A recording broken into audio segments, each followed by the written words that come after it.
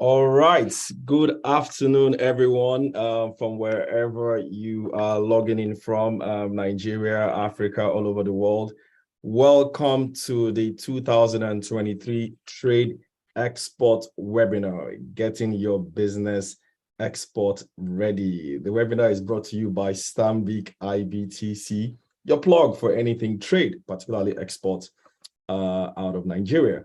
This webinar is for anyone and everyone who is interested in plugging up, at least getting ahead of the trade export business in Nigeria. A lot has been said about trying to diversify Nigeria's export capabilities. Let's see how we can diversify away from being a mono-export economy to a multi-export economy, with particular reference to non-oil export. Yes. All right, my name is Ugodre Obichukwu. I am the founder of Nairametrics, financial advocate. For those who haven't heard of Nairametrics before, it's a business website. I'm the founder, chief analyst, and I will be moderating this very, very instructive and engaging session today.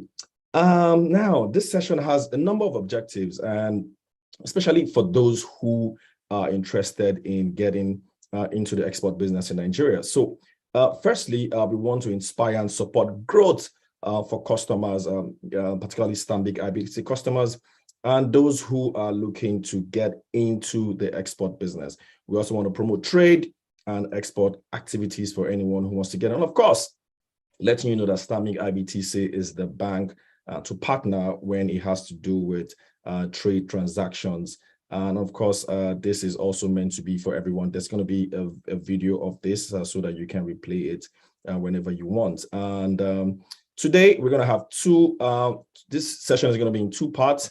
The first will be a presentation. We have two very important people who are going to be presenting for us today. And then the second phase, or the second part, will now be a Q&A session with a very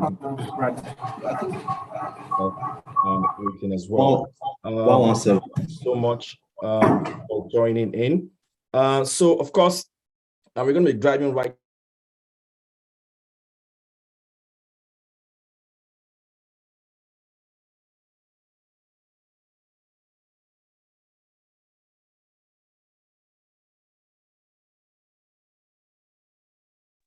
Yeah, so we have the Q&A box right in front of you. If you have questions that you want to ask, please just type it in there, and we would likely pick out any of any of the questions. We might not be able to take all questions, but we will take as many as possible.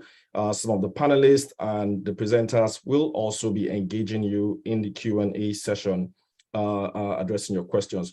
Remember, this is also being broadcast on YouTube for those who can log on currently. And of course, always remember that you can always check our Stanbic IBTC app if you are looking to see Stanbic IBTC event app for those who want to be part of our future thought leadership programs. Thank you all so much again for being here. We already have close to 140 people logged on. Please tell your friends in case they have forgotten. This is also being broadcast on YouTube, as I have mentioned. Thank you all so much. All right, so we will go right into it with our welcome address.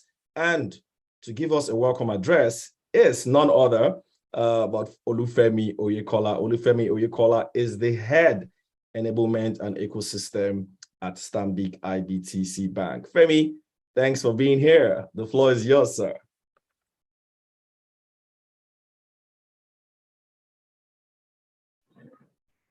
Thank you, Dre.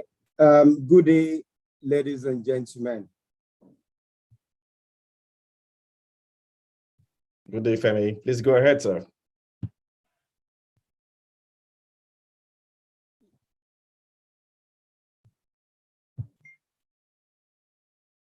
Hello, can you hear me? Clearly, sir. Okay, good day, ladies and gentlemen. It gives me great pleasure to welcome you to this important and timely event. I am pleased that you created time to join us today. The theme for today's conversation is getting your business export ready. The trade business is a catalyst for rapid economic growth and fosters beneficial international relations between countries. The exchange of goods through export and import activities determines the economic status of a nation. Nigeria, unfortunately, has been import-dependent nation for a very long time.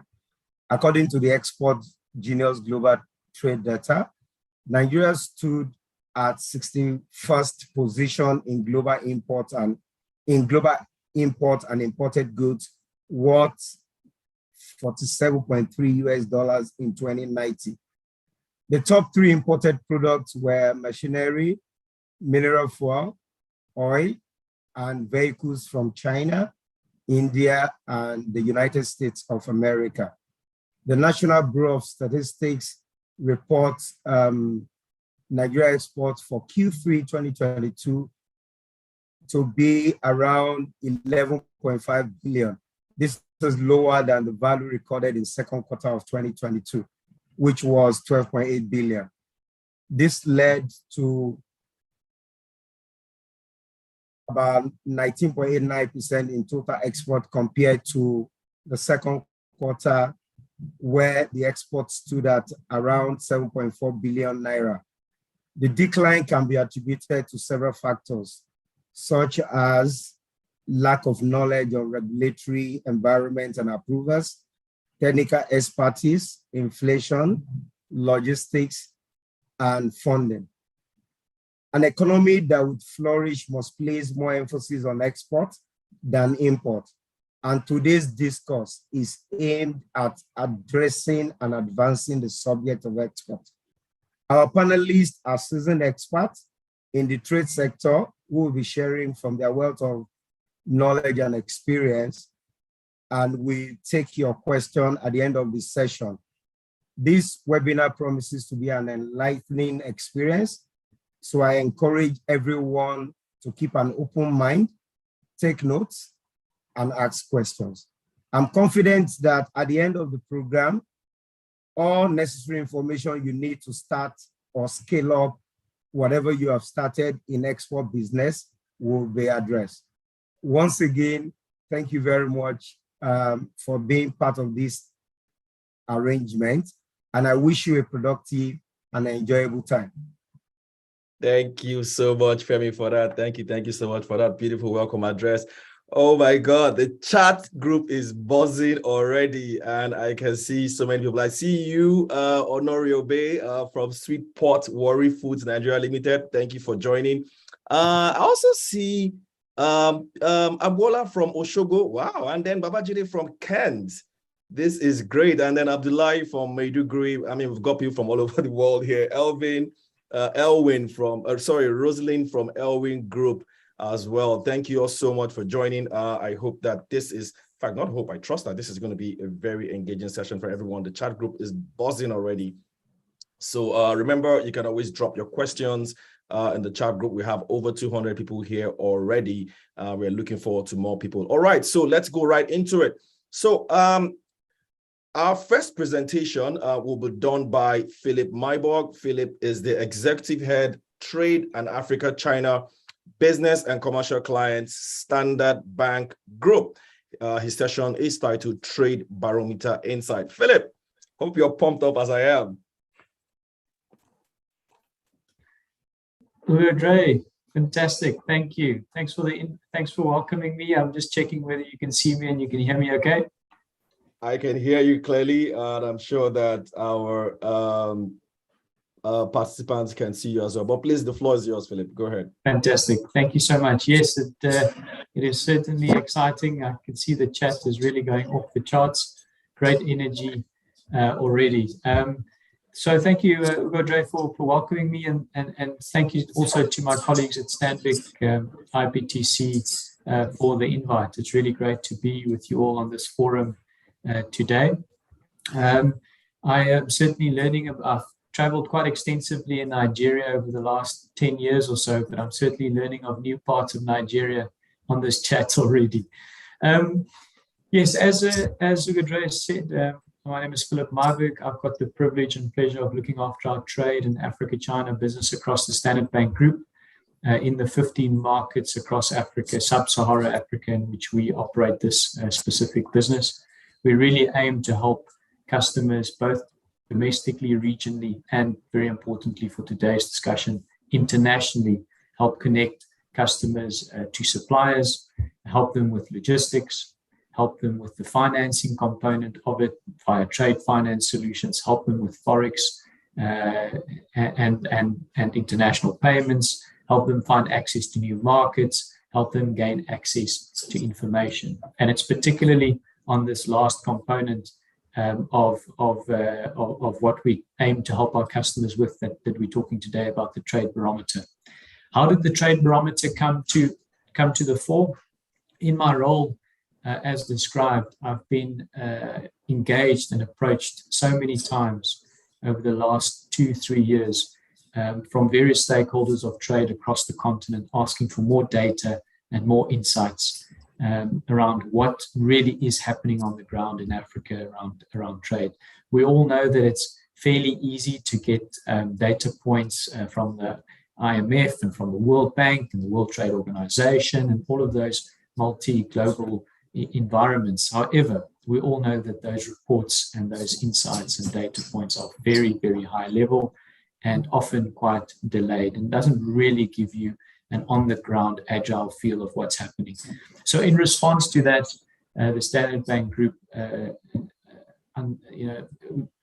put together a piece of work to address this, and we've called it the Africa Trade Barometer. We recently launched our second iteration or second issue of this Africa Trade Barometer. We did it twice last year, and going forward, we'll do it once a year because we did realize that things don't perhaps change so fast in a period of 6 months. So it's really not worth doing twice a year, but going forward, we'll do it once a year. It's a privilege to be able to present it. It really is for us not just a privilege, but something that we feel we have to do as the largest bank on the African continent. And we've got an opportunity here and the responsibility to share the insights that we have. And therefore, we've made this report public to anyone who's interested, and it's free. So we're hoping that it really influences not just business owners, but academia and policymakers as well, which is a really important part of the trade ecosystem. Talking specifically about policymakers, I'll give you just a specific example. A few weeks ago, I was invited by the Minister of Trade of one of the other African markets to discuss our findings on her specific country. And we have since and subsequently engaged specifically on very actions that we can put together out of these findings, developing roundtables with policymakers, etc. So let's get into it. I'll quickly go through it. Unfortunately, we only have 15 minutes. I see the organizers throwing things here on our screen. I'll share here from my side, please. So you could take that off, and then we'll go straight into it. Sorry, you've now taken away my ability to share screen. We'll just yeah, Philip, just a second. We're about to sort that out now. Just 1 second. Thank you. Philip, you should be able to share now. You want to try it out? Thank you so much. Fantastic. Excellent. Thank you. So in terms of the research objectives, just to ground ourselves around what the trade barometer is, and how we will flow it for today. It's a very, very comprehensive report with deep insights, lots of data points. We certainly won't do it justice in the next 10 to 15 minutes. So what I've done is I'm going to take you briefly through the methodology and what and how we go about doing it. I'll take you through some of the overarching themes, some of the overarching movements, and then pick on very specific stats and takeouts for you. So for me, it's really about whetting your appetite to go download the report yourself and read through it. And then secondly, really around taking perhaps 1 or 2 key takeouts from it to stimulate further discussion, hopefully in the question and answer session later. So how do we go about this? The trade barometer comprises of 2 components. It's the quantitative data and the firm survey. The quantitative data is typically data that we source from the World Bank, IMF, World Trade Organization, as I said. But what we then do is we go and check those data points with very specific stakeholders in the market, the central banks, the departments of trade, and all the other key stakeholders, to just make sure that those data points are on point. And then the piece that I'm particularly excited about, and this is really the differentiating factor in the trade barometer, is we've gone around 10 African markets and surveyed over 2,500 businesses across all spectrums, small business, small, medium, large, various regions in the country, all the real industries that matter, to get a very good feel around what are businesses on the ground in these 10 markets really saying about how easy or how hard it is to trade in these respective markets. Of course, we can't have a discussion around exports if we don't understand the environment in which we operate in to be able to unlock further trade. The countries in which we surveyed, there's 10 of them. I won't go into them. They're there for you to see. And then we've gone into 7 broad thematic categories. We've got hundreds of questions covering 7 broad themes. They are, what are businesses thinking about the macroeconomic stability in their market? How are they viewing governance and the economy generally? What do they think about the infrastructure that is supporting trade? What do they think about trade openness? Various themes around foreign trade, including Africa, China. We also dive into the financial behavior of businesses in these respective markets. And then, of course, critically, we can't talk about trade and we can't really talk about growing trade without understanding the environment that we're operating in from an access to finance perspective. So we'll spend a bit of time on that too. But of course, the barometer goes into great depth that I encourage you to read.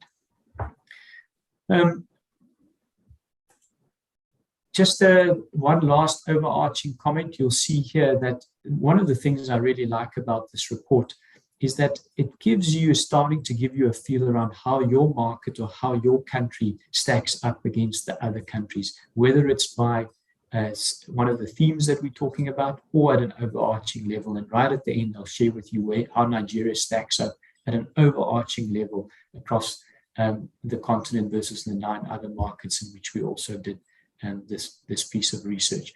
As you can see, unfortunately, on the right there in that table, typically the Nigeria rankings are not too exciting when it comes to governance, infrastructure, trade openness, access to finance. Unfortunately, the rankings are fairly low.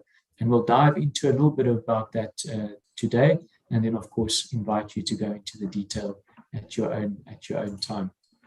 So if we go firstly into the first theme around macro economic stability, as I said, I'm just going to take out one data point per theme. It does the barometer really no justice, but we have to really stick to the time. So I'm going to take one data point per theme and just extract that for us for potential takeout. The one is under macroeconomic stability. I was maybe you won't be, but I was very surprised around the optimism that's still sitting amongst Nigerian firms around 2023. Nigerian firms, almost 90% of the firms that we surveyed expected their turnover to increase in 2023. So one could argue that perhaps there's high expectations around how the elections would go. Perhaps there will be some foreign exchange relief coming through and a whole bunch of other changes that has been promised. Perhaps they will come through in 2023, but certainly one can certainly not accuse the Nigerian businesses of not being optimistic about the future. It's coming quite strong through here. Another observation could be that perhaps the last 2 or 3 years have really been tough for Nigerian businesses, and that anything from here could potentially just be better than what has been experienced. The second theme under governance and economy, one of the key takeouts for us there was that a very, very low percentage of businesses feel that government is supportive of cross-border trading activities. This, of course, is a very, very concerning data point when it comes to really trying to build an export business in the Nigerian context.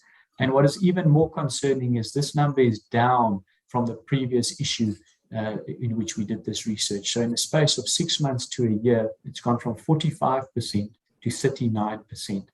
Businesses talk specifically around issues around custom duties, businesses complain around customs clearance times.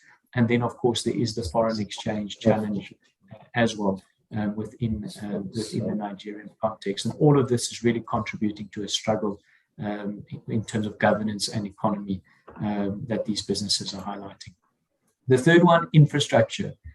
Of course, one can hold an entire webinar, an entire seminar on infrastructure, and specifically the complexity of the Nigerian infrastructure story. But I've had to pick one data point, and that data point is the very, very low rating that businesses in Nigeria is giving the road infrastructure specifically as an obstacle amongst it. And then very interestingly, I suspect for this forum, is that this ranking is the lowest out of the 10 countries that we've surveyed across West, East, and Southern Africa, which is certainly not an accolade that one should get too excited about, unfortunately. The other one that really came through strongly in the barometer, which I encourage you to read through, is really the power supply issues. A lot of businesses really reference the power supply issues as another very, very challenging obstacle in terms of growing their business from a trade perspective. Trade openness. This was quite interesting as a fairly positive and optimistic view around prospects from an imports and exports perspective. Low to mid 70% of firms believe both imports and exports will improve in the short term, and that is certainly a very encouraging sign. One does hope that some of these other factors that we have highlighted here that are challenges can be unlocked, so that these prospects can certainly become reality. One has to say, of course, that if you look into the detail, a lot of businesses are still saying issues at the border, issues around customs inefficiencies does prove a significant challenge. And they reference specifically the Nigerian ports. The logistics there are a challenge. They reference the scanners, they reference the single window clearance processes, etc., etc. So certainly not just a rosy picture when it comes to trade openness, also some very significant challenges being highlighted by Nigerian firms in this report. When it comes to foreign trade, there was a lot of very good insights there. But in my role, often trying to look at the broader context at an Africa continental level, and working very closely with the key stakeholders involved at the Africa Continental Free Trade Area, I was particularly concerned and worried when I saw that a very low percentage of Nigerian firms were truly well informed around key aspects of the Africa Continental Free Trade Area. When we talk about export as we are today, I would like to think that many businesses are not just thinking about export to the traditional markets, whether it be Europe or Asia, but certainly also considering export to the rest of Africa. And we do know that the AFCFTA has got its sights firmly set on unlocking that opportunity and reducing both the tariff barriers as well as the non-tariff barriers to accelerate trade on the continent. And if we as business owners on the continent are not aware of some of these components, of these key changes, we are certainly starting our export discussion on the back foot. So if you are not aware of the AFCFTA, I firmly encourage you to read up on it, engage the Stanbic IBTC team, engage experts on it, so that you get very comfortable with some of the key components of the AFCFTA and how you can leverage it for the benefit of your export business. I am quickly running out of time, so let me go straight ahead. Access to finance is always a very topical issue, especially when a bank is involved. And we certainly have nowhere to hide when it comes to our ability to support firms from an access to finance perspective. We have a responsibility to be much quicker, to really understand the risks in the business and partner our customers for growth. That came through very clearly here, with firms saying that they require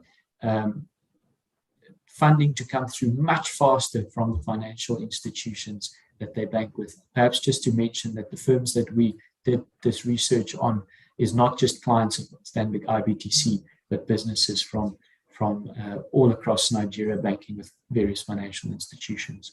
So I don't think this was a surprise to us. We all know that the financial industry certainly can do much better at responding to the needs of businesses from a lending perspective much quicker.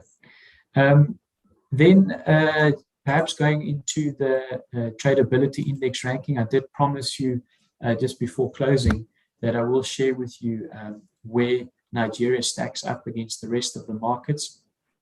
At an overall level, if you look at the combination ranking of the quantitative and the survey component, Nigeria ranks 8th. When you purely look at the quantitative level, that's all the data points that are easily accessible from a World Bank and World Trade Organization level. Nigeria ranks 6th amongst these countries. And then the one that I find particularly interesting is the perceptions-based one, the one that came through in the survey around what Nigerian businesses themselves think about the tradability on the continent. And in that one, Nigeria comes 8th. The previous time we did this survey, it came 10th. So it has improved by 2 notches. However, my observations are that the movement to the positive has not necessarily been any real material positive changes in the Nigerian context, but rather a very, very drastic change in environment when it comes to Ghana and Mozambique, which used to be ahead of Nigeria, which has now shifted below it. So very significant challenges being faced in those respective markets, and the Ghana one specifically is very well documented, so I won't be spending too much time on that. So in conclusion, it is certainly not an overarching happy picture that I'm painting, and I apologize for that, Ugo Dre. I am naturally quite an optimistic person. The Standard Bank Group and Stanbic IBTC is very optimistic about Africa. It's what we do. Africa is our home. We drive the growth. So I want the message to be clear that although there are components here that might come across as negative, I do believe that there's certain things that we can change here. Some of these challenges are deeply, deeply complex, and then other ones are more easily solvable. And the likes of ourselves as a financial institution have a responsibility to also play our role in fixing some of these challenges. We take on that responsibility with pride, and therefore we're putting solutions together, whether it's our Africa-China trade solutions, whether it's our trade club solutions, and a myriad of other traditional banking solutions to really help Nigerian businesses and African businesses at large fight some of these challenges and make trade easier across the board. But perhaps just one last comment. Nigerian businesses are always been known for their resilience. The resilience of Nigerian businesses are unparalleled in my view and in my time spent in the country. But having said that, I think we must move past seeing resilience as a badge of honor. We must get to a point where we don't need resilience to be successful in a business. And that's what this trade barometer is trying to identify for us, is where are those aspects that we can change as policymakers, as the private sector, to make it easier for businesses to operate. I'll leave it there, and I really want to encourage folks to download the report and read through it at their own time. Thank you so much. Thank you so much, Philip, for that instructive presentation. Look, I just summarized it in three words, Philip. It's not doom or gloom. I think what you've basically just depicted is challenges, optimism, and opportunity. I think that just what captures everything. As much as there are a lot of challenges, it also presents a lot of opportunities for everyone who wants to get into export, because without these challenges, where do you find the opportunities anyway? Just shows the sort of potential Nigerian market has when it comes to export and trade. Thank you so much for that, Philip. And of course, we also have somebody else who's going to be presenting pretty soon. Philip has just presented a trade barometer insight. We have over 300 people logged on currently. We implore you all to please listen. This is a very, very important presentation. Philip has just done his own part, as much as you also ask your questions and chat in your Zoom application. Do remember that very important to pay attention to this. And of course, for those who are asking if there's going to be a video replay or if there's going to be a recording, you can always get this in the Stanbic IBTC events app. So just download it. And then not just this alone, other top leadership recordings that we've kept for you. You can also get here. All right. So next up is Chigozie Onyocha. Sorry, Chigozie is the head Africa China banking. Chigozie is going to speak to us about Africa China trade solutions offering for those who are looking to get the plug into the Africa China trade corridor, especially when it comes to exporting out of Nigeria. Chigozie, good to see you, man. Yeah, thank you so much, Hugo. Floor is yours. All right, thank you. Just put up my my slides now. Just a moment, please.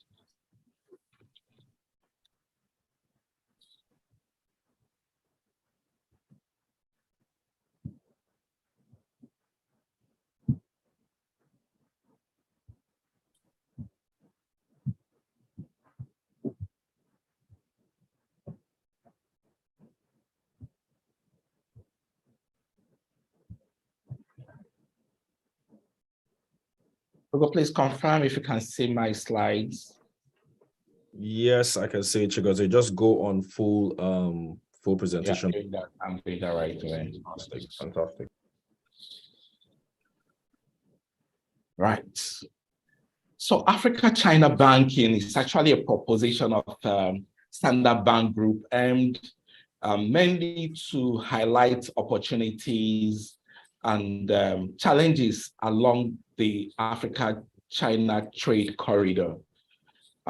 This proposition became necessary because China happens to be a very important trade partner to Africa. Over the years, we've seen gradual, then exponential growth in the volumes of business and volume and value of business between Africa and China. So, ladies and gentlemen, good afternoon. My name is Chigozie Onyocha. I'm responsible for Africa China banking in Stanbic IBTC Bank.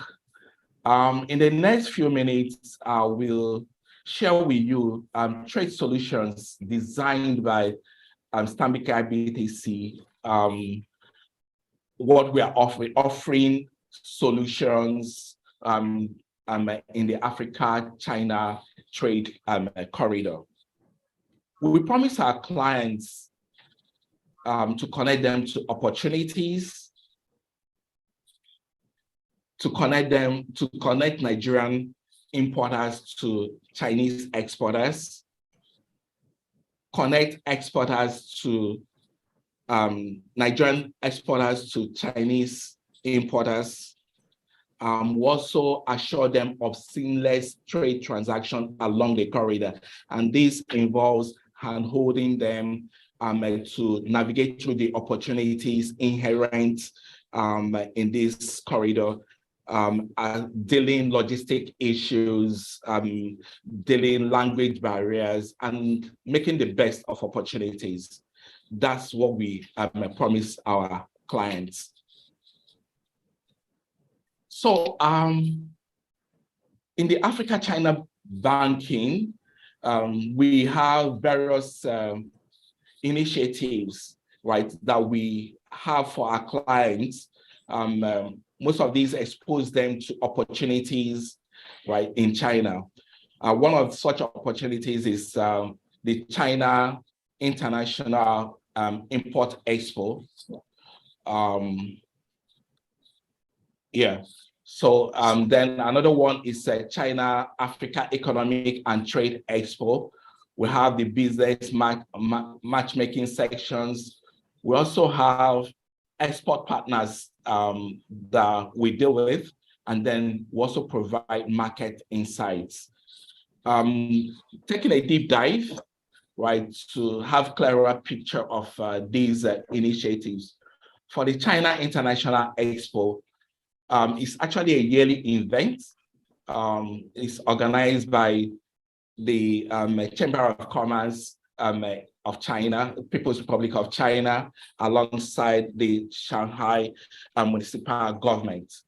It commenced in 2018, yeah, and it happens between 5th and 10th of November every year.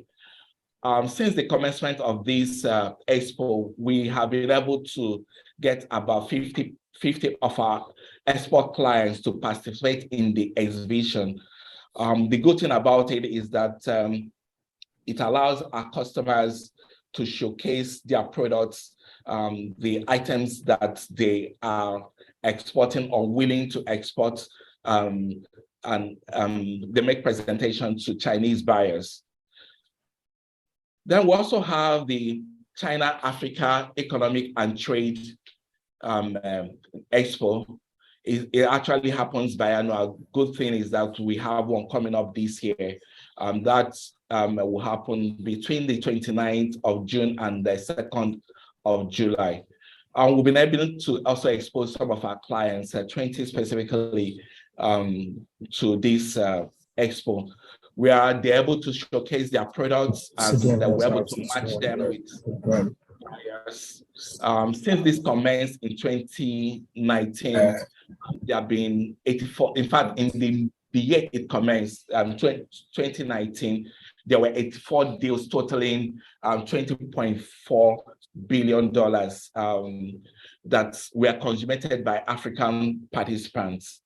Like I mentioned, there is opportunity for customers that intend to participate because it's going to happen again this year. Registration has is commencing by March, and interested applicants will give details towards the end of this presentation how to get enlisted for this. We also have business matchmaking sections, and this is leveraging our relationship with ICBC, which happens to be the biggest bank in the world in terms of asset size, right? It's always organized about 4 times in a year, and this year we're also looking forward to 4 sections, matchmaking sections. It exposes our customers to opportunities to Chinese buyers during those sections, and we can also share details of the matchmaking sections with our clients when each of these sections for this year comes up. Then we also have the export partners. For the export partners, these are strategic alliances that we have, all right, to smoothen trade activities on behalf of our clients. We have one of such participants is Pacific International Lines, PIL. We also have Guamal, which is also an agent on that the bank had engaged, right? Recently, there was also there's inclusion of Zina Foods Limited, which is a Nigerian company. The federal government of Nigeria appointed Zina Food to be responsible for trade export activities in the corridor.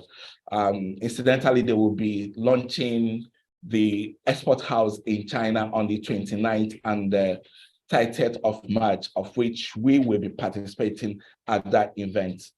In terms of this partnership, what they do basically is matchmake, find what Chinese buyers are interested in, and they liaise with us, and we look through our customer base to identify customers that can perform on those orders.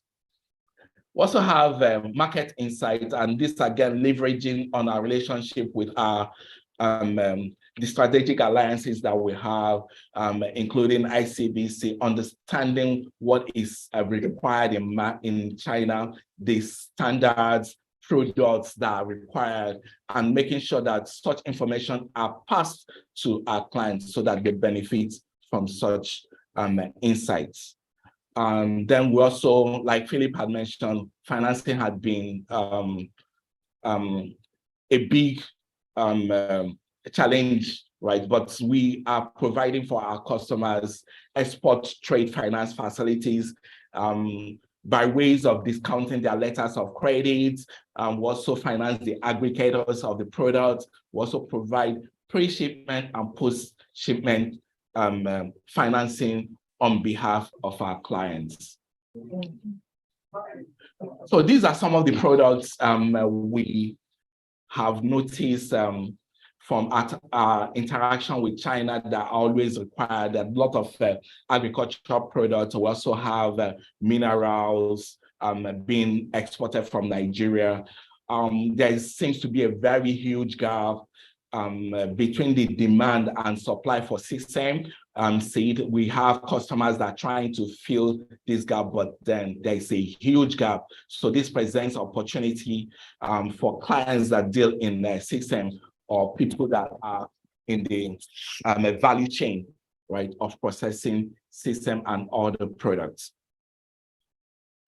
So this shows a flow for customers that want to do exports. What we do, we start by engaging the customers to understand what matters to the client. Based on the interaction we had over time, we had customers that said they have the capacity to export. However, they don't have a reliable or credible buyers that they want to sell to. So what some of them don't have don't even know how to go about establishing their NISPs or even getting export licenses. So for us, what we do basically is to help handhold such clients, matchmake them, find buyers in China and then they have discussions and progress it. We'll also help them in processing their NISPs or directing them on how to get the export licenses and then financing. So finally for us, even though this proposition, today we are talking about export, this proposition also handles import on behalf of our clients, right? What we do through our agent is to identify opportunities, and that comes by the customer telling us the item they want to import from China. So we and when we get the specifications, we share with the agent, and our SLA with such agent is that within 5 days, they will get products that match the specification, that will also match that will meet a payment pattern of the client, because at times payment is actually flexible. Then in terms of quality, ensure that quality is also met. When this is done, we there's a matchmake and the issuance of PFI, then order is placed and shipment is done. We also assist the customer in the event they will require us to provide clearing services, right, to do that. In terms of exports, basically what we do is also to matchmake the customers with potential buyers in China. When we get to know the products they want, we associate it or socialize with the clients that are into those lines. Memorandum of understanding is free, sales agreement is signed, right, and then shipment is made. We ensure that documents are presented and in the right order, and then a payment is made to the supplier. So just like I mentioned, we have a series of expos that where we matchmake our clients to opportunities. We have CIIE that is coming up in November this year. Registration opens in August this year. And then we'll have CAETE that will happen between ending of June and the beginning of July, right? And registration commences in March. So for clients or prospects that are interested, you can actually send us a mail at africa-china-banking-nigeria@mail.standardbank.com. Or you can also send us call us on the phone that is displayed here. Thank you so much. All right, fantastic there, Chigozie. Thank you so much for that presentation. I particularly love where, the flow charts, that you displayed. I think a lot of people will find that very, very useful. Very instructive too. The Chinese are interested in agriculture, textile, mining, manufacturing, and FMCG. These are areas where we have potential, strength, where it's basically our area strength when it comes to the sort of resources we have in Nigeria. Thank you all so much. Chigozie, would you want to also share that email in the chat group, just for those who may have missed when you read it out? Please share it in the chat group. All right. I see we have over 350 people here. Again, if you're just logging in, this is the 2023 Trade Export Webinar with the theme Getting Your Business Export Ready, brought to you, of course, by Stanbic IBTC Bank. All right. So this has been an engaging session so far. If you're just joining, if you've missed two important presentations, but of course you can always go back to the recorded version, which you would find in the Stanbic IBTC events app. Just download it on your phone, and then you can always go back and watch the video. We're going to take a short break. Do not go anywhere. We'll be back in a few seconds. Thank you.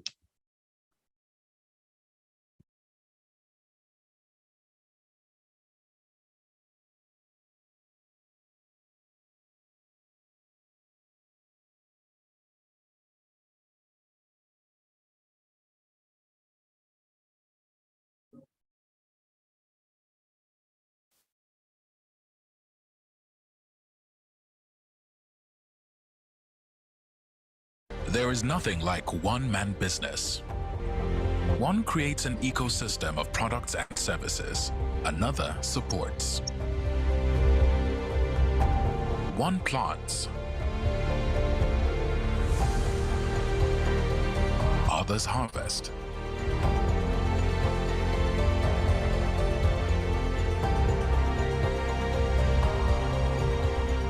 One ships it, and another collects it. One seeks answers, the other prescribes solutions.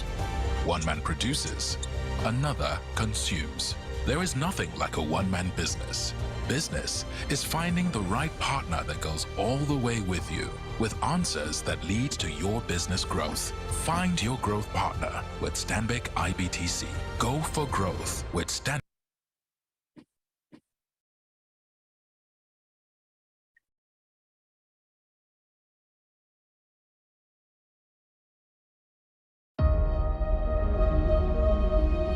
Trust does not come cheap.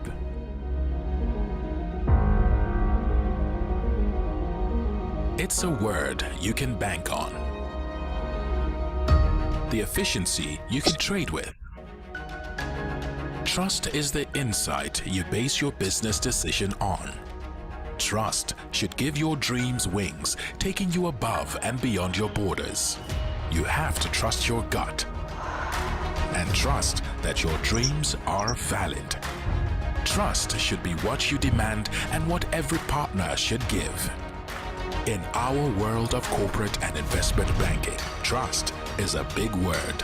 A word that guides and leads our commitment to your growth and that of your business. Go for growth with your trusted partner.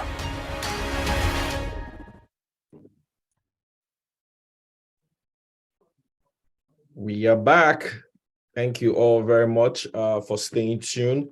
Again, this is the Stanbic IBTC webinar, 2003 Trade Export Webinar, with the theme, Getting Your Business Export Ready. Now we are set to go into the second part of this instructive webinar. I'm sure a lot of you are waiting, have been waiting for this second part. We have a bumper panel. We've assembled people that are very experienced when it comes to trade and export, and they are here to take on questions, some of the questions that we are sure some of you must have been wanting answers for. We also see some questions in the chat box. I'm pretty sure that the panelists are responding to all your questions.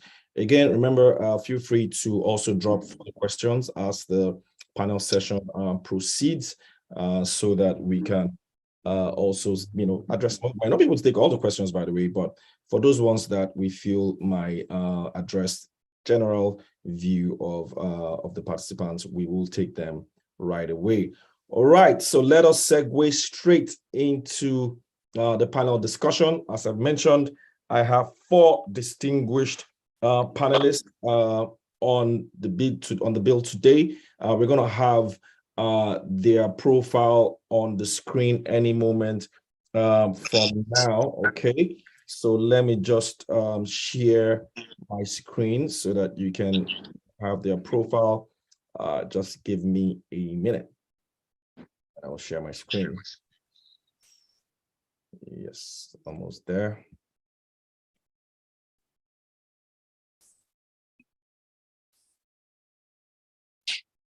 Okay.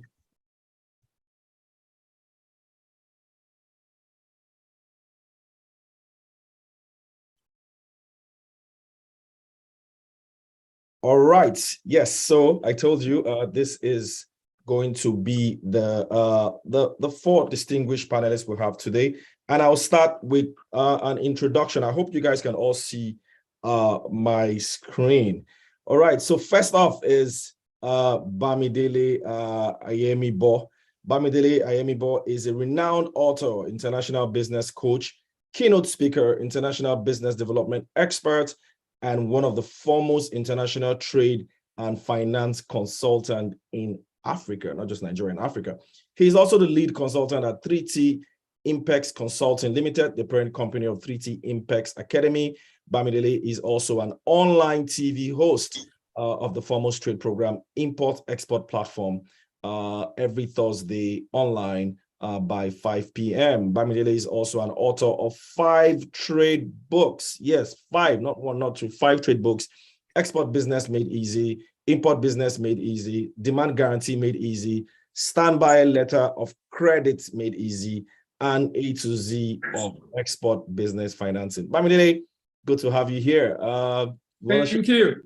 Fantastic. Good. All right. So next up, let's go to the next person. All right, none other than Ifeoma Abdul. Ifeoma is a trade finance manager with Stanbic IBTC Bank. She has over 15 years experience in structured trade finance, including letters of credit, bills of collection, business development, customer service, and corresponding banking relationship. She's highly motivated, customer-focused professional, and her role with Stanbic IBTC entails her being actively involved in preferring strategic and tailor-made solutions to meet international trade needs of you, our clients, and developing strategies to support and grow the business of customers within the business and commercial space. We are glad to have you here, Ifeoma. Sound check, Ifeoma. Hello, good afternoon, everyone. Thank you. Great to have you here. Next up is Oluwaseun Odunsi. Seun is an export trade specialist with Stanbic IBTC Bank. He has 17 years professional experience across 3 local and international financial institutions. He currently provides specialized export trade support to the corporate and investment banking unit and the business and commercial clients units for business origination and delivery of the Stanbic IBTC Bank export trade sales agenda. Seun, mic check, video check. Thanks for being on this panel. Seun, are you there? Good afternoon, Ugodre. Yes, and good afternoon all. Thank you for having me here. Thank you so much, Seun. And last and definitely not the least is Lou. We also call her Jessica. Lou Fan. Jessica is a senior manager at Stanbic IBTC Business Development and Africa China Banking, Business and Commercial. She manages commercial and enterprise Chinese who set businesses in Nigeria, providing a variety of financial solutions to the customers. She has a strong relationship with the Chinese communities in Nigeria. Before she joined the bank, she worked for the biggest Chinese state-owned company in Nigeria, responsible for PPP, EPC plus F type of projects. She started her career in audit and assurance in Deloitte Touche Tohmatsu, China. Jessica, great to have you here. Mic check, video check. Good afternoon, everyone. Good afternoon, Ugo. Nice to see you guys here. Fantastic. Okay, so I'm just going to exit screen so that we can have all panelists spotlighted. Yes, so we can just have them spotlight. Thank you all so much. All right, so are we all pumped up for the Q&A session? Panelists, are we all pumped up?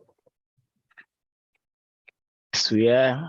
All right, fantastic. Okay, so remember, guys, just drop your questions in the Q&A box, and then if there is time, we'll respond. We'll take some of those questions right here in this panel's discussion. Before Philip and Chigozie give us their own insight, they both had brilliant presentations. And so let's now go straight into the Q&A. And Bamidele, I'm going to start with you first. In 2022, oil exports from Nigeria were at their lowest in 25 years. With the elections, of course, close by, we know that a lot of the front runners have all talked about there's export base. What non-oil export opportunities are open to Nigerian businesses today? I think that's one question that our participants would like to know. What are those non-oil exports opportunities that are out there? It's always saying export opportunities, but tell us. All right, thank you very much, Godre. Nigeria has a humongous export opportunity. What we've not been able to do to harness the potentials of those opportunities. And like you said, we've had some talk about from the front runners, hoping to be able to implement some of the things they promised after the election. But for those looking at exports, I would strongly recommend, of course, we have commodity, but research actually revealed that there is more demand for secondary product than raw commodity and finished products. And by raw commodity, I will look at cocoa, I will look at shea. Now, converting cocoa, like shea butter, the market for that intermediary product that is still going to be converted to finished product is high. So there is opportunity across intermediary products, or intermediate products it's called, across agric.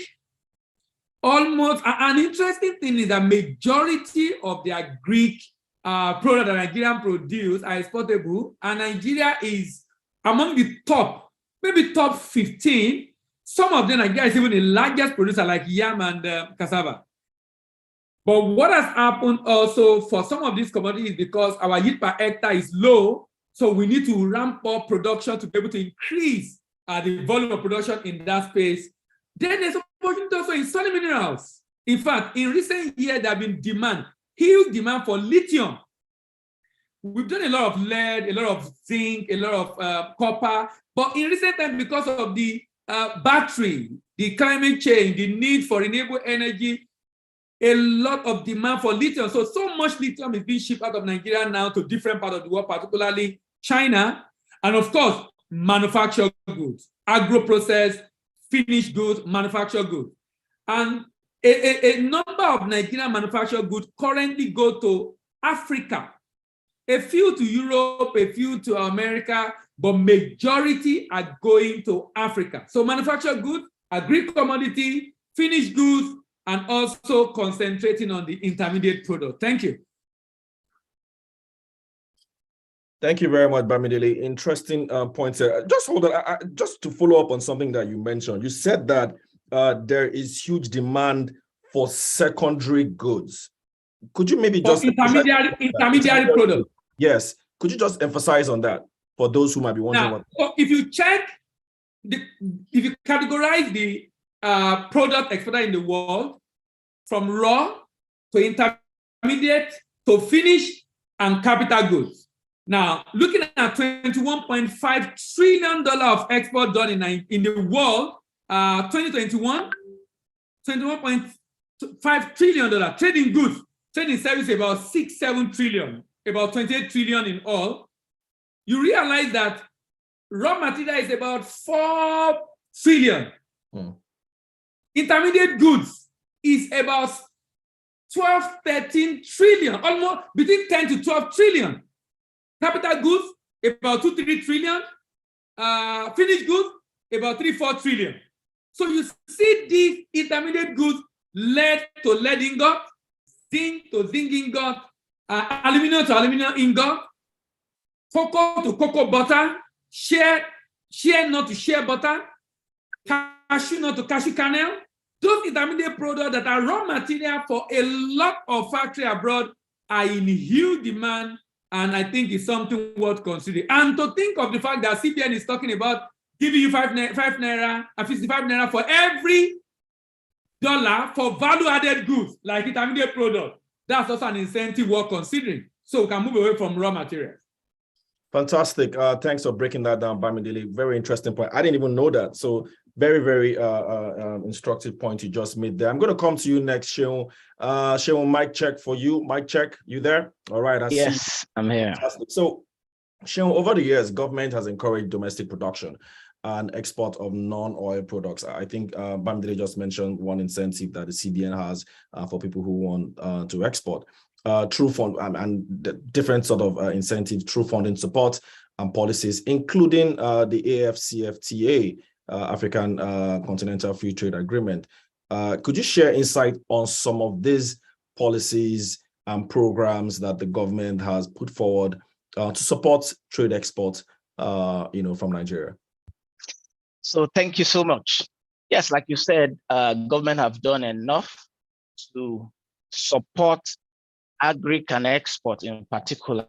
And of course, as we all know, agribusiness, non-oil export are things that are government policy driven for us to have maximum traction in this sphere. Okay. So in the last few years, government have done so much, so many policies have been put in place, especially tailored towards funding needs, because the two presenters have said, there's huge funding needs for non-oil export business, and four tops of those policies are: one, the non-oil export simulation facility, NESF. This was put in place like 4 years ago to help business that are export oriented in terms of improving their infrastructure, importation of machineries to process. Like Bamidele has said, processing and adding value is the way to go. So to scale up in terms of volume and value. So when you have your business that is export oriented, you can access these funds to bring in machineries. You can access it for working capital needs. You can access it to develop warehouse, logistic, issues can be solved. And the good news is you can access as much as 5 billion on this loan at single digits. And the scheme is still available till 2027. It's been on for 5 years and running till 2027. So you can key in into this scheme. And of course, it can give you, moratorium can be accessed on it. Second on it, I will talk about 100 for 100 PPP. That's 100 for 100 policy on production and productivity.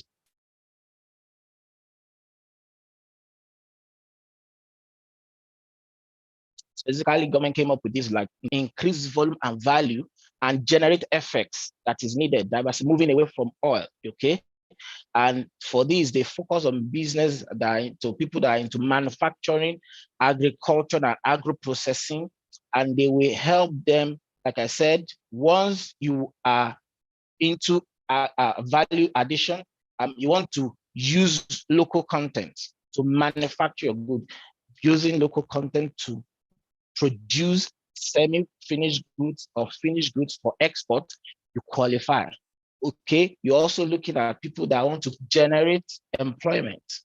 You also have export leg to your produce. Okay, you key into this, and it's going to be until like 2031. Okay, you can have as much as 5 billion to access in these two. You can have as high as 10 years, tenure, depending on your production cycle, and it's at single digits. And of course, for every export that you do, they now come up with another one, RT200, okay, raised to 200 billion in the next 3 to 5 years. These are about 5 pillars. The first pillar has been implemented, which is to give incentive to export, not export we do from all of this manufacturing and agro processing, okay? 65 naira for every value addition to all the material products that you produce, And okay, and that's a good incentive.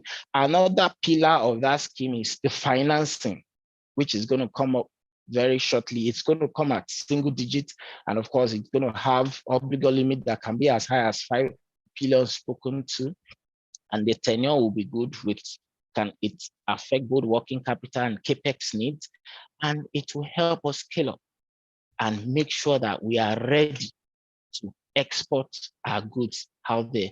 And finally, I won't fail to talk about RRF. That's refinancing and rediscounting facility. You know, peradventure, you've borrowed at commercial rate, and you're looking at refinancing that to a single digit, more less costly, cost of funds. You can look at this from Znexim, and we've been on for some time. These are at least 4 key policies that brought up by government to help exporters to go into profitable, non-oil exporting. Thank you. Thank you so much for that, Sean. Just to recap those 4 policies, because I took note of them. The first one is the non-oil export simulation facility. You can access as much as 5 billion at single digits. You heard that in this particular webinar. Also, there's 100 for 100 PPP. You can also access facility at single digits, and of course the RT200 that is pushed by the central bank, and then the refinancing and rediscounting facility, which allows you essentially to refinance loans that you may have taken at commercial rate. These are all amazing export incentives that the government has put together. But still on you, Sean, I just want you to stretch a little bit on the non-oil export simulation facility. Is there anything that is important that you think any applicant needs to have, that maybe Stanbic IBTC can help? Good. So the main thing is, one, it's not for greenfield. You've been in the business for some time. You want to scale up. You want to bring in modern equipment to help add value to your product so that it can be acceptable there. You are in for it. And we can help you, handhold you, your finances, put it together, look at your business plan, help you structure your cash flow, analyze things for you so that we key into it, get approval in-house, send your request to CBN for funds release, and you are into, scale up your business and key into this to help generate the needed effects and also grow your business. All right, fantastic. Thank you so much for that, Sean. I'm going to come straight to Ifeoma, mic check. Coming straight to you right now. I think we've heard so much already about the incentives and the opportunities out there for anyone looking to go into trade export. However, there are challenges. I'm sure you would agree. There are challenges. There are risks that businesses face when they want to execute any export-oriented activity. So what are those key challenges and inherent risks that businesses currently face with regards to creating and executing an export business development strategy? And then of course, you can also weigh in on what sort of mitigating factors that we can use to hedge against those risks. Thank you, Ifeoma. Okay, thank you, Ugodre. I'll start with saying, let me just start by saying, to even go into export, you need to, let's say for someone that's going in newly, first of all, you have to have registered your company with the CAC, right? And you also need to register with the Nigerian Export Promotion Council, which is the NEPC. You have to get an export license. And then you can get a contract from a buyer, and you go ahead to open your NXP form, which is the starting point. Okay, now to the challenges. There are various challenges that come up when you want to do business in Nigeria. If I want to start off with the country risk, you have issues of political instability, where policies come up every day, regulation changes, and it could bring uncertainty for your business. We have issues of infrastructure in terms of the roads, the unreliable power, inadequate port facilities. Those are real issues that come up. We have the currency fluctuation, difficulty in access to financing, right? Those are things that would, as a business in Nigeria, it's something you will likely face. If you look at it from a business perspective, you have the issues of ability to get information and guidance. How do we find buyers? How do we understand the target market where we want to export to, right? How do we understand the documentation that is required in the country that we are exporting into? Pricing, packaging of your goods, transportation, right? And also you have to understand the legal issues, the documentation, the regulations that govern those countries you're going into, the regulations that govern the product that you are importing. Now, and also you have to have a plan for your business. If you're able to, there's so many things that could come up, so many risks, so many challenges. However, it's possible to overcome these obstacles. You should carefully plan, prepare your business, and you're in for the long term. You need to itemize these things, find the solutions to them. At Stanbic IBTC, we're here to support your business.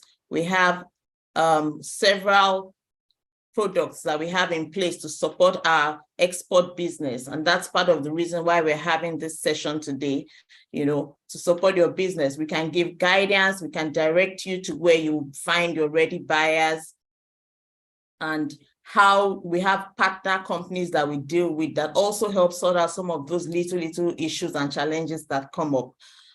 So thank you. I believe that with adequate and careful planning, we can be able to expand your business to the global market. Thank you. Thank you so much for that. Ifeoma, don't go yet. Just wanted to follow up on one comment you did. One of the things you did suggest. You did mention that there are a lot of documentation, regulatory issues that you can find across several countries. Even though a lot of the focus here is on China, are there maybe FAQs or tools that Stanbic IBTC has for some of our customers that they can easily just access to get a lot of all those things, to at least to read them, or even if it means watching them? Are there anyone that maybe? Yeah, we have quite a number of supports that we give to our clients, right? We have even for we have a platform that we call our Trade Club, where exporters can meet importers. The Trade Club is a platform for Standard Bank Group across Africa and other countries, China. So you can support people that are into the same business that you're doing, that want to buy. Ready buyers are there, and other kind of support that we can give to you. Once you come in, we handhold you through the process, and we're able to move forward from there. Thank you. All right, thank you so much, for that, Ifeoma. Bamidele, I'm going to come to you next. By the way, guys, remember Trade Club, please. You can access that to get a lot more information. Bamidele, I mean, you've written a lot of books, and in fact, particularly on how to export. Could you maybe use this opportunity to just give some of our participants useful steps that businesses can take to become export ready? Just ABC steps. Let me share something while I talk on this. One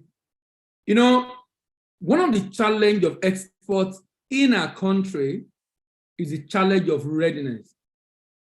No matter the program we put in place, if we don't fix this problem, what will happen is that, currently NEPC confirmed that many people are registering to export, maybe because of federal government initiative or because of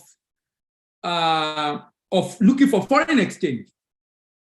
The challenge of that is that people are coming in, but you notice that a number also drop off along the line.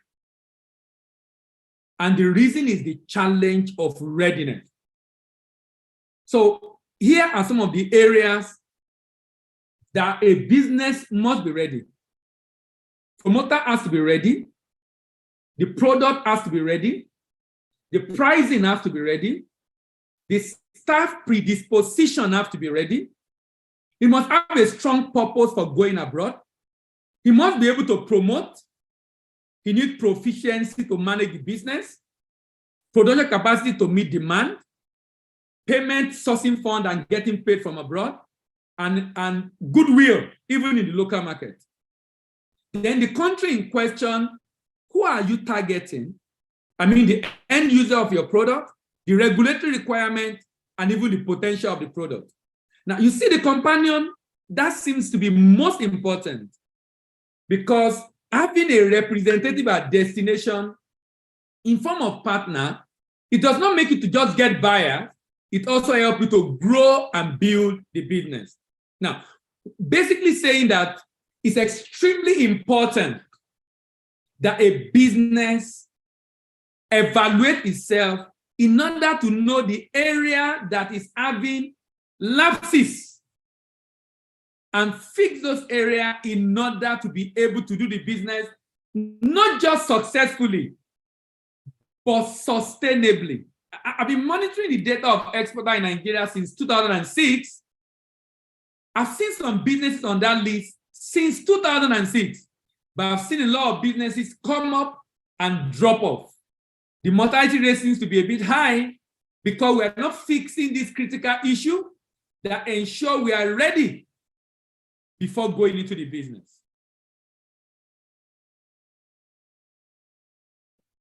Thank you so much for that, Bamidele. Thank you so much for that presentation as well. I think it sort of captured, some of the things that I wanted you to put forward here. Thank you so much. All right, so we're going to go straight to Lou. Lou, are you there? Mic check. Yes, I'm here. Oh, fantastic! Great to have you. All right, so I mean, you are the go-to person when it comes to China and Nigeria, trade relations, for Stanbic IBTC. What are some of the goods in demand, for export to China? And, how can startup business owners, guys who perhaps want to go into exports, how can they break into this trade community? And then also, how is the Chinese government promoting importation from China? So it's basically like a 3-1 question. Thank you. Yes, sure. Thank you for your question.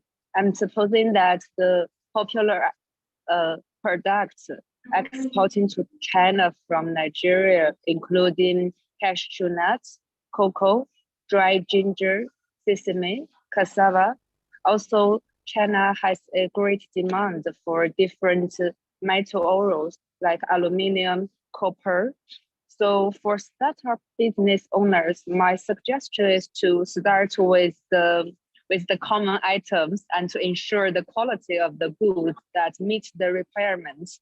Also stay close to the Chinese market. And also when it comes to something that people are eating, then the policy is quite strict than others. So you have to ensure the quality and the safety all the time. What Chinese government encourage the importation, the actions from the Chinese government, including that, just take agri products as an example. China is managing to set a green channel for the export of African agriculture products to China, giving priorities to the applications for access to agriculture products submitted by the African countries, and also immediately initiate all these risk analysis, all these checks, like even that you can do a video call just to check the quality of the agri product, which is very convenient for the people who cannot really go to China. Also, like our government also hold different events to let the businessmen bring their goods, come to China to present to the potential buyers. And we can do the matchmaking at the exact the moment when they come to China. So as you can also see my looking now, actually I just landed China this afternoon and now it's evening in China, I'm in the airport. So because of the ease of the COVID requirement, and now many Africans that you can just come to China, like comparing to the 2 years before, that might be difficult, but now it's really getting easy. And we Stanbic IBTC are here just to support. As you can see, that's how close the Stanbic IBTC is to Chinese markets. Thank you. Fantastic, Lou. Fantastic. Thank you so much for that apt response. We see a lot of questions. Don't worry. I've taken notes of some questions from the participants. I'm going to ask those questions in a bit. So just be patient. Don't worry. I see your questions. Ifeoma, I'm going to come to you next.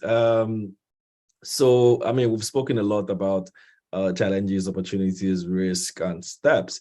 But let's just focus a bit more on steps as well. So what steps, Stanbic IBTC taking or, to support the growth of SMEs to participate in global trade? We all know the role SMEs play in any economy that is looking to grow. And then SMEs giving any support, such as, customize financial products and services, that would help engage in the export industry. Just, throw a bit more light in that regards, if you want. Thanks, Ugo. So at Stanbic IBTC, the small and medium enterprise, which is SMEs, at the heart of our business, we have a lot of products that we have carved out for the SME business. Now, we have a team dedicated to SME, and several packages that we have, depending on the risk of the particular company. We review the company, we see what best suits their requirement, all right? And then we offer that to you. Now, we have robust loans, we have structured finance. It all depends on the criteria that the company falls under. Aside from that, Stanbic, as we had said earlier, is a member of the Standard Bank Group, right? We leverage on our presence in other markets outside of Africa and within Africa. And that is part of the concept of our trade club, where you're able to connect with our customers of the group that are also importing or exporting, depending on what they require, all right? Now, we provide advisory, we provide coaching services for our customers and support for our customers. Now, we also partner with several companies, right, both offshore and locally. And also for this session in China, we partner with other companies. My colleague had also spoken about it when he was giving the African China presentation, right? And these companies assist you with your transport, assist with sorting for buyers in those countries that you're going to, right? So we're able to also make our exporters with ready buyers. So I know that's one of the issues that a lot of SMEs have. They have products, they're not sure who to sell it to. We're able to have that to provide such support, all right? And there's also the RT200 program, the CBN incentive program. We also apply for our customers when they bring in their export proceeds. So we have so many things. In Stanbic, we help our customers to access ready markets. We support you, we hold your hands, we work with you. We have so many businesses that have come small, and over the years, they have grown beyond where they even started from because of the support that we give. So yes, at Stanbic, we believe that whatever you have in your dream, no matter how small you start off, provided you're starting off on the right note, we'll go with you and we'll scale up your business. Thank you. All right, thank you so much, Ifeoma. Just a recap again, ladies and gentlemen, if you're just logging in, this is the 2023 Trade Export webinar brought to you by Stanbic IBTC.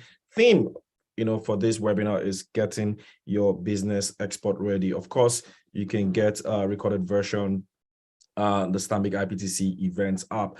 Ifeoma, I just wanted to ask you, because I've been seeing a lot of questions around joining the trade club. Is there maybe a quick guide? How can they join the trade club if they wanted to do it right away?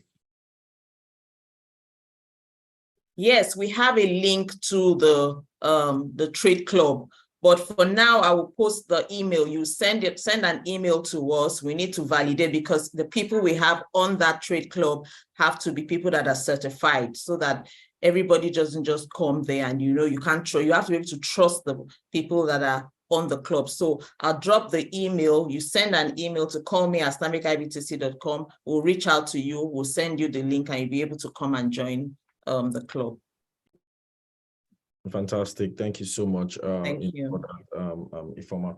All right, Seun, I'm going to come to you. I'm sure you didn't think I'd forgotten you. I'm coming right to you right away. Seun, I think it was also Ifeoma who had mentioned understanding, the regulations and that exist across different markets, the regulations and documentations. There are also cultural differences. So how do cultural differences affect international trade and negotiations, and how can we effectively overcome challenges such as language barrier? That's one cultural difference. Things like even greeting, how you greet people. So these things exist. They might sound a bit small, but they can be a problem sometimes. So how do we overcome these challenges, Chill? Yes, so thank you so much. Basically, in international trade, there are standards that you have to adhere to, and international chambers of commerce have developed Incoterms, international terms, commercial terms for business to be transacted between trading partners. So that on its own make things easy, make life easy. If you had there to the Incoterm, tells who does what, at what time it is done, at what location is going to be done. It makes life easy. It plays a level playing ground. Okay, I haven't said that some specifics, that may be country, specific, some issues that may be country specific can also be handled by us. We have in-house in Stanbic IBTC people that can help with language issues when it comes to international trade. If our customer wants to do business with a location where they do not have this language is a barrier, we can provide that support and hold them through that session. Of course, to some extent, tell them the culture.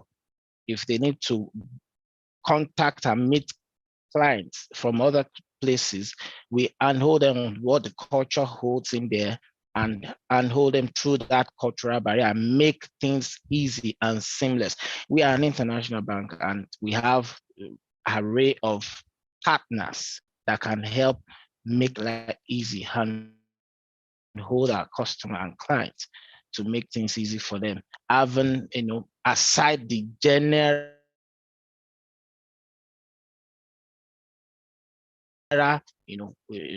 condition commerce to make international business easy. Thank you. All right, thanks so much, Seun, for that. I see Bamidele's hand raised. Bamidele, I'm going to come to you in a bit. But Ifeoma, are there maybe other cultural differences that that maybe you can share as well that some of our participants need to know about outside language barriers? Yes. So in terms of thank you. Seun has also done good justice to the question. What I would say from my side is, well, it's a given when you're talking of international trade that you have differences in culture. It could be the communication style, it could be the negotiation style, maybe the business practice of Nigeria is different from the country you're exporting to. It could be the attitude of the country towards risk. There are so many things that, so many differences that will come up, So those things are things that are not things that cannot be surmounted. Like in case of the language, Seun has said it, you could use an interpreter, you could learn key phrases in the language, you could use visuals, you could also understand how that culture, read up on them and understand how the culture works. But also, those are not limitations to exporting, like Seun explained in the Incoterm, international commercial terms with the latest 2020, what it does is that it was developed by the ICC, the International Chambers of Commerce. It prevents confusion. It puts a line where the buyer's obligation starts and it ends, where the seller's obligation starts and it ends. So it helps clarify the obligations and the exact term of the business arrangement so that there's no confusion in terms of the business itself. Every other cultural issues can be, there are soft issues that can be resolved along the way. Why, as you start up your business and you get to know your business partner better. Thank you. All right. Thank you so much for that, Ifeoma. Bamidele, you want to chime in as well? Anything you want to add in regards to this question? I saw your hand raised earlier. Yes, Ifeoma have also added to what I went to say. I want to emphasize the fact that cultural intelligence is extremely important. Sincerely, you can lose a deal because of the way you offend the culture. There is a particular, I forgot it, okay, Hofstede. There's a, you can Google this for those listening to us. It's called Hofstede Insight, Hofstede, Insight. The researcher has done a research comparing countries. So you can compare Nigeria with China, and you can check power distance, you can check long-term orientation, collectivism, individualism, across a number of characteristics that is common. So you can be able to say how someone is likely going to see your action. Because sometimes when you're dealing with some people, you think they are disrespectful. They are not disrespectful. That's the way they talk. But you are from Africa or you are from the East Asia, and you're very respectful. You have a very high power distance. The American Europeans have a very low power distance. So the way they talk to someone that is of their age, it's just normal. They respect you, but you define respect differently from the way they define respect. And it has affected a lot of negotiation. So you can learn about this. I mean, there are tools online that can help you. I've just mentioned it. You can compare your country with the country you are going and be able to know the difference so that when you get there, you do not offend country and lose out on a very important business opportunity. Thank you. Thank you so much for that show. I can imagine that. I know that different cultures have different, different countries have different cultures, different nuances. You just really must at least learn about where you're going to. There's some cultures where you go to, you really have to grade. Japanese typically bend down to grade. So don't be surprised if you see that. You should know that you should respond as well. So these are things that you can actually also learn online. You can also go to YouTube. You see a lot of all these things. Very, very, very important. You don't want to lose trade deals just because you sort of missed out on cultural nuances. Okay, so Shion, I'm going to come to you next. I have a few more questions. There's so many questions that I'm also going to read out at some point. But Shion, we've talked a lot so far, but let's now get to products. So could you provide insight into some of the financial products and services that Stanbic IBTC offers to support export industry, and then how can a lot of our participants access them? Thank you, Ugodre. So we've mentioned most of these products, especially two presenters have talked a bit about them. And when you are talking about export business, there are two levels to it. There's pre-shipment and post-shipment. So pre-shipment talks about you sourcing the material, you processing, making it ready for export. So at that leg, we can support our customer to handle that. And the product can come, the financing can come in so many forms and shapes, depending on what our customer is targeting per time. It can be long-term facility for CapEx, machineries, equipment, warehousing, logistic issues. I mean, when it talks to buying truck, we lose a particular kind of product to support that. And the working capital needs can also be supported with like OD overdraft, like warrant finance, short-term loan, things like that, SRF, stock replacement facility, things that help you, get the material. So there are products that we have support in terms of that. Also, after you've shipped and you're expecting payment, okay, depending on the mode of payment you've adopted, if you have adopted the bills for collection and you are expecting payments in like 90, 60 days, we can use what we call receivable discounting. It can come in form of bills stabilization, it can come in form of forfeiting, whatever. We look at what you have and be able to propose what works for you. But the long and short of it is we have the product in-house to support our customer, to whether it's pre-shipment or post-shipment. Like I always say, there is no two export business that is the same. We look at it like a project finance and tailor-made what works for you based on your cash flow and your transaction dynamics and your production cycle. We provide whatever will work for you and get you ahead in that business. Thank you so much. Thank you so much, Sheung, for that. I'm sure that the participant all took notes of some of these products. Lou, I'm going to come to you next. We did mention cultural differences as one of those challenges that you can face. But, you know, China is the world's largest, export country, and Chinese market is very, very huge and very important trade partner to Nigeria.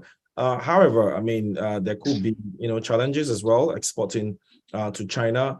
Could you just maybe, tell us a few of those challenges and how Stanbic IBTC can help address them directly as your, trade partner? Lou? Sure, thank you. Thank you for raising this question. China is Nigeria's number 5 largest export destination.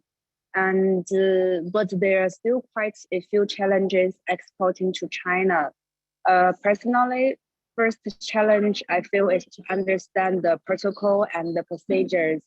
For instance, the protocol of the market access for commodities, inspection and quarantine requirements, also the necessary shipping and custom clearance documentation.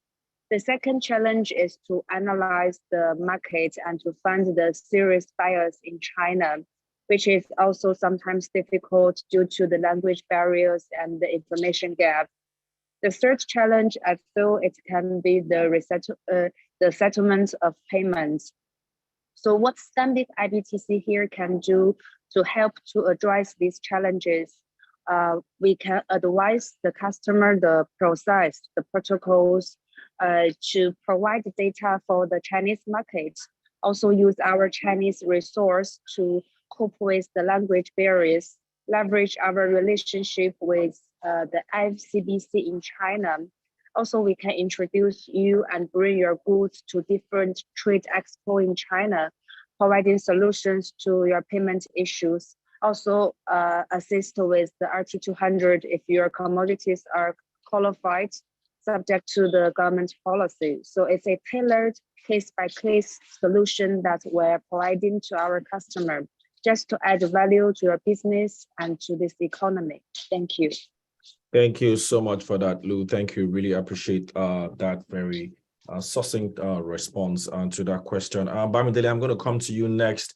I mean, to promote, responsible and sustainable trade practice, which I think we've identified here as one of those key, attributes you must have if you want to export successfully. What measures, are in place to ensure compliance with trade regulations, which we all know it's very important if you want to export, not just to China, to any country indeed. Bamidele. Yeah, in Nigeria, for example, if you are exporting, depending on the nature of the item, there are inspections that need to be done on the goods. So if you are doing finished goods, for example, you should have NAFDAC. Agric product, processed food, you should have NAFDAC. If you don't have NAFDAC, you should get an export certificate for that transaction. That's it. If you don't have NAFDAC number already, but for every shipment, you can say export without NAFDAC number, but you will have to be doing inspection on every shipment for them to be able to get a certificate and certify that the good is food for human consumption. If you are doing commodities, we have the Nigerian Agricultural Quarantine Service.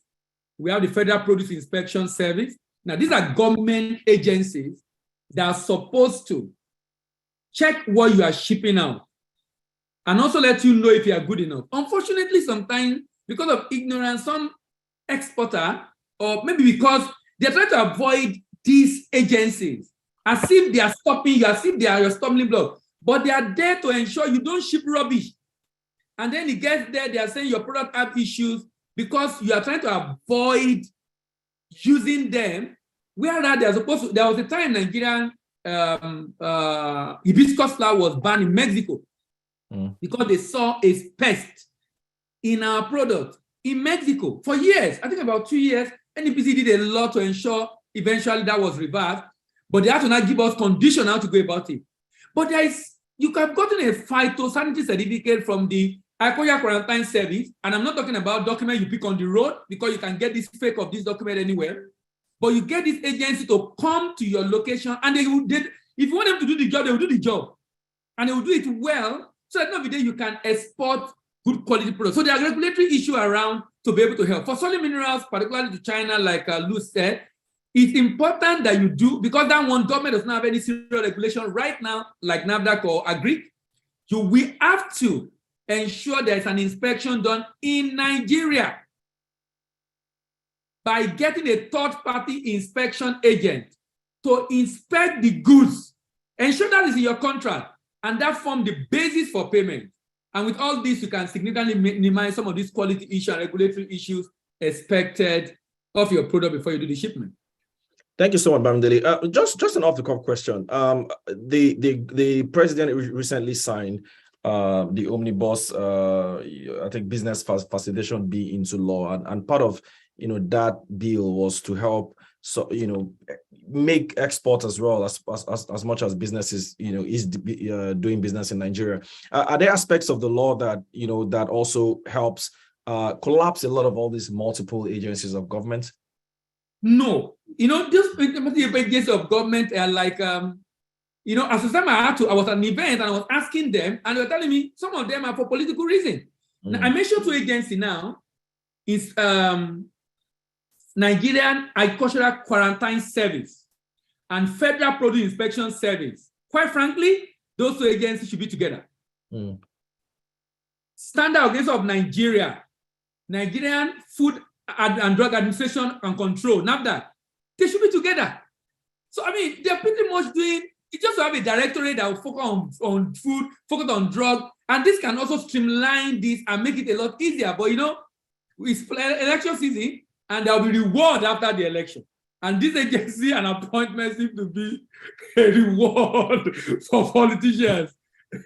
All right, thank you so much, Bamidele. Ladies and gentlemen, please, there is a link that has been dropped. It's an evaluation form. Please click on that link and please fill that evaluation form. We want to know how we've done. If this has been a very engaging session, encourage us. Let's know if how often we can put together this sort of program, this sort of thought leadership program for you, our customers. A link is also on the YouTube page as well. For those who are streaming in from YouTube, you can just go there. You see the link there. Just click on it. Please, just take your time and fill it as we continue with the line of questioning. All right. So I'm going to come to you next, Seun. Does Stanbic support development of logistics, and transportation infrastructure needed to support the export industry in Nigeria? I've heard a few times that it's probably easier to import something into Nigeria than to even get it from maybe any destination in Lagos to the Apapa port because of structural challenges that we have. But are there any support that Stanbic provides in this direction? Sure. Yes, thank you so much. When you talk to, there are two things you've mentioned. One is the logistic and the infrastructure. Okay, the infrastructure like the road construction, port congestion, and all those ones. Yes, they are things that should be handled by government.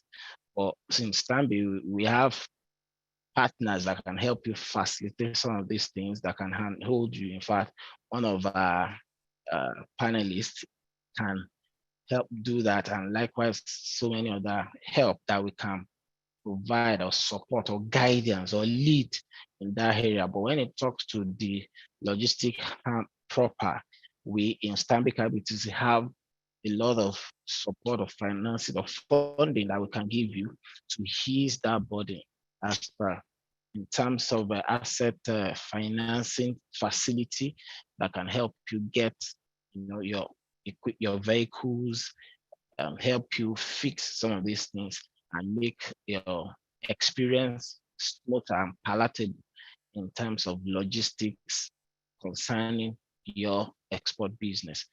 We have in-house customers that are clients that are specialists in logistic area that we can link you to and take that burden off you and help you focus on the real sourcing and processing of your produce and making them ready for export, while the logistic angle can be taken off you by some experts that are good in that area. Okay, while we pray and hope that the infrastructure as a transportation business to make export business easier will be handled appropriately by our government. Thank you so much. Apologies. Thanks for that, Seun. Quickly now to Ifeoma. Ifeoma, how does Stanbic help businesses identify and export new markets, for exports and opportunities? I mean, there are a lot of markets out there. So how will Stanbic help with this? Thank you so much. Okay, thanks very much for the question. Like I had hinted earlier on, we will handhold our customers, and we're able to provide you support for your business. Do we have access to new export markets? Yes, we do. I had already mentioned earlier about our trade club that allows you access to new businesses. And we have partner companies that we work with. These companies are both onshore and offshore, all right? And they can help you source for buyers. They can help you sort out your transport, your warehousing, and some other logistics that may be difficult for you to scale up your business. So once we come into that, basically our trade club is our biggest platform right now, where we are matching importers to exporters, right? Aside from our matchmaking that we do annually for our Chinese exporters also and importers, where you can have opportunity to meet buyers for your product. So those are some of the support that we give to our clients in terms of identifying new markets and opportunities that are available in such markets. Thank you. All right, thank you so much, Ifeoma. Please, ladies and gentlemen, remember that we have an evaluation form link that has been dropped. Please go there and please fill it for us. Comments can also be dropped there. Attendees can also indicate product interest so that the team can follow up with you right in the comment section. Okay, so we're going to go right now to some of the general questions that I've gotten. Unfortunately, we might not be able to take all of them. Let's have Philip, can we borrow your time a bit? Can you join us? I think I see a few questions directed at you here, if you don't mind. No problem. All right, fantastic. Okay, and then Chigozie as well, please join as well. I'm going to also direct one or two questions to you. All right, so I see a question here. Philip, this one says, please, was there research into barriers of entry into trade? For example, high shipping cost. Also, why is it so expensive to ship something from Nigeria to the UK? And what is the government doing about that? So I guess maybe these are questions that they are hoping that maybe some of the data that you have could provide useful insights to. Philip, quickly. Thank you. Yeah, very relevant question. Thank you. A couple of thoughts. One is, yes, the barometer does talk quite significantly around infrastructure and logistics. Of course, there's limits to everything when it comes to specifically that corridor that the question is asking about, the corridor between Nigeria and UK, specific pricing. Of course, it won't go into that type of detail. But what I can mention is that the world of shipping and shipping costs is still recovering from the turmoil that COVID brought upon the world of logistics. Everything is still out of rhythm. I mean, before COVID, the entire global shipping line was a beautiful, harmonized system. And COVID threw all of that out. And the world is still struggling to get that harmony back. And as it struggles, of course, the environments that dominates the space is the big trade corridors. And if we have to be honest with ourselves, Africa is not a big trade corridor. We fall right at the bottom end in terms of access to shipping lines, access to shipping routes and capacity. So what first and foremost happens is the Chinese and the Americans and the Europeans get preference on shipping lines, on capacity.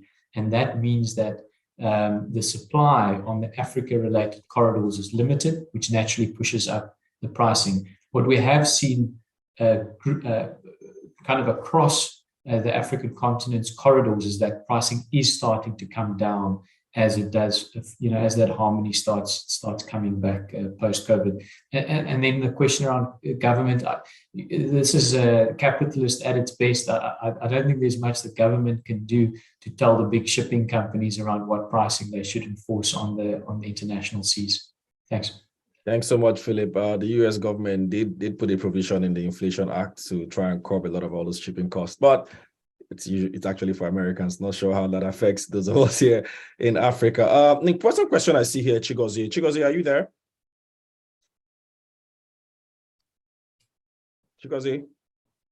Okay, so while I wait for Chigozie's mic check, let me just quickly go to Ifoma. Ifoma, somebody's saying here, I'm focused on Nigeria-Japan trade relations. Does Stanbic IBTC have a Japan-Nigeria bank officer to attend to us? Is that something that Stanbic does? I believe so. I don't think we have presence in Japan at the moment, but I can probably give feedback on how we can assist in Japan. I don't think we have an office in Japan right now. All right, fantastic. Thank you so much for that. Lou, I'm going to come to you next. Lou, are you there?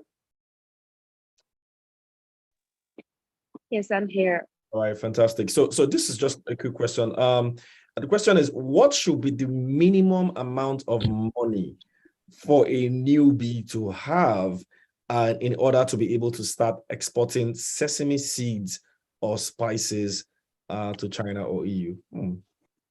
I'd like to know that.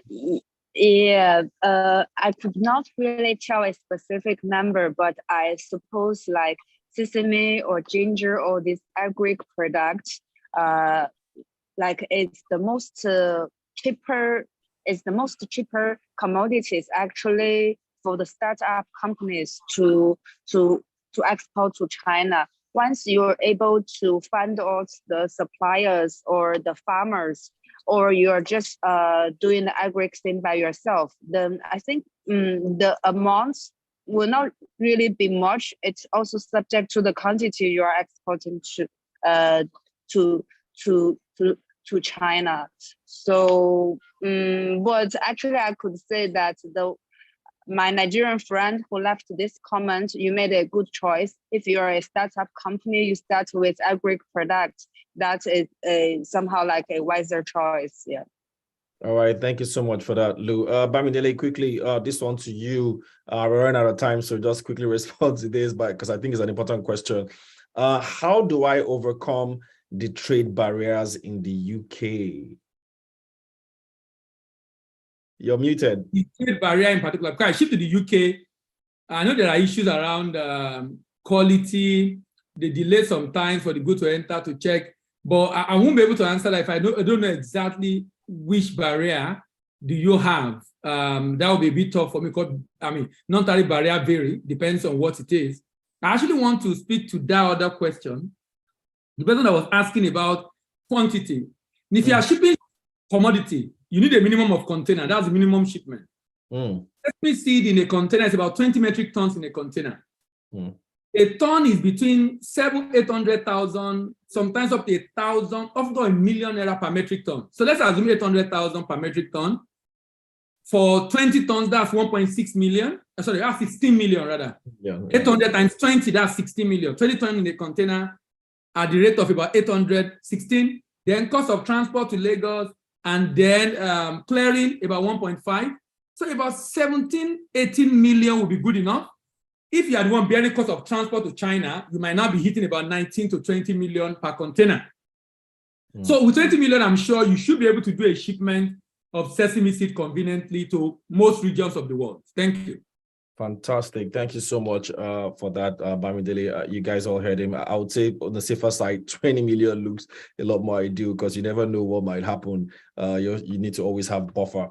This is the last question I'm going to take because we are out of time. We want to be done here by 2 p.m. For those who are not currently customers of Stanbic IBTC, how do they fit in?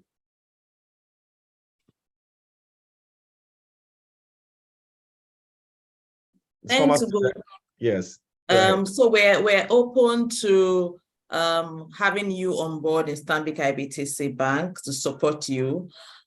Please send us an email, call me at Stanbic IBTC, right? We will work with you, we would support you, and then we understand the business that you want to do, and then we'll be able to help you better from there. Please send that email so that we can reach out to you with your details. Thank you. All right.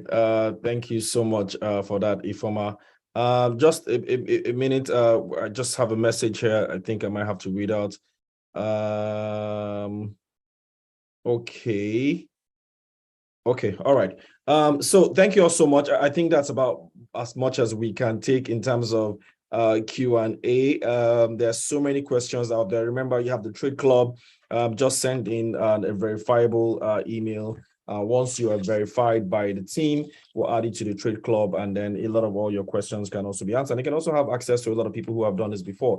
By the way, there's also the Stanbic IBTC event app where you can also access a lot of the questions that, unfortunately, we didn't have time enough to respond to. All right, so thank you all so much. We will now proceed immediately to our closing remark, and to do justice to that is not other than Olajumoke Bello. Olajumoke, mic check. Hi, Godre. Great. Olajumoke Bello is okay, Enterprise Banking Stanbic IBTC. You are superbly audible. We can hear you very, very well. Thank you so much for being here. So the floor is yours. Thank you, and thank you to all the panelists and presenters, and very well done to everyone.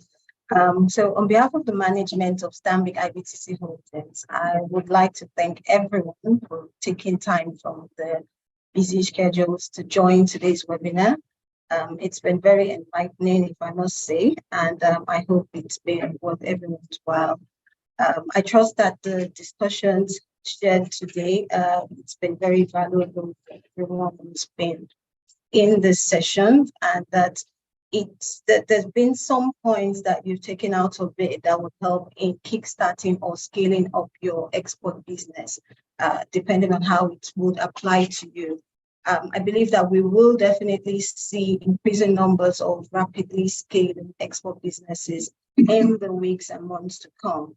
With us at Stanbic IBTC, we do have robust trade solutions available to you on your journey to trading across borders, and we aim to help you do this seamlessly and efficiently. We have trade finance solutions which are versatile, secure, and reliable. And the best part of this is that we provide a secure international mode of payment also. With our business loans, we help you fund your working capital requirements and help you meet the monetary demands of your businesses. With regards you upscaling and growing the business, whatever trade route you intend to apply, we are your dependable financial partner, and with us, you are on your way to good. So I'd like to appreciate the speakers, the panelists for sharing the insights and expertise with us. Your contributions have added immense value to this conversation that we've had today, and we are grateful for the time and effort that has been put into this. To everyone who's joined virtually, to everyone who actually watch or listen to the replay, I encourage you to put what you have learned into action, and if we all work together, we can definitely overcome whatever limitations that have hindered the growth of our exports in Nigeria, and we can then become a major player in the global trade market going forward. Stanbic IBTC is here to support you on this journey to success, and we are here to also drive the country's economic growth. Remember that with us, you have the right partner, and we are committed to helping you grow and achieve your goals. So once again, I would say thank you for taking this time to join us today. And I wish you all the best in your future endeavors. Remember that whatever your business needs are, with Stanbic IBTC, it can be. Thank you, everyone, and have a wonderful day ahead. Thank you so much, Jumoke. It can be. Please, again, just one more call to everyone. Please go to the evaluation form, fill it for us. All your unanswered questions will be addressed right in the form. Also, just so that you note that the recording will be sent out to everyone. Thank you all so much. This has been a most engaging session. I promise it was going to be a very instructive session. I've enjoyed it a whole lot. I've also learned a lot myself. It's 1 p.m. signing out here. Ugo Dre. I'm the founder of Nairametrics.